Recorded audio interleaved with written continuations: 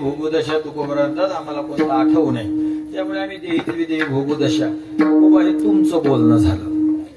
वेदांतामध्ये बाधित अनुवृत्ती न का होईना महात्म्याला सुद्धा जगाचे दणके खावे लागतात. विठाल विठाल विठाल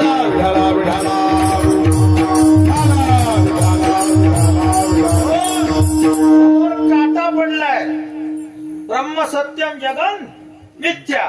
जर ब्रह्म खरं आहे, जगत जर खोटं आहे तर काटा कसा आहे? मग खोटा आहे. पण त्याच्यावर जर पाय दिला तुमच्या माझ्या सारख्या अडाण्यानं आणि एखाद्या महात्म्याने पाय दिला तर कचकणी घुसणार, रक्त काढणार, लवकर नाही काढला तर कुरूप होणार आणि ऑपरेशन करावं लागणार. हा सिद्धांत आहे. त्यामुळे तुम्ही किती देहित विदेही भोगदशा करायला लागले तरी कर्म तुम्हाला सोडणार नाही. परियसी गव्हारा सादर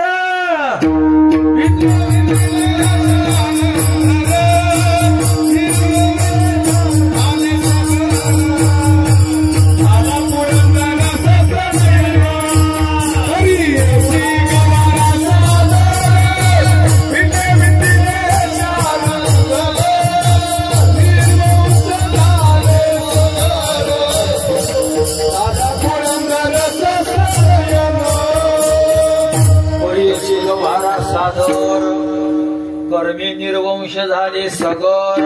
भिल्ले विंधिला शारंगधर झाला पुरंदर सहस्त्र. यातला कोण छोटा आहे? सगळेच मोठे माणसं आहेत. पण कर्मानं नाही सोडलं. ज्ञानोबाऱ्यांचा अभंग आहे. परियची गवारा साधर.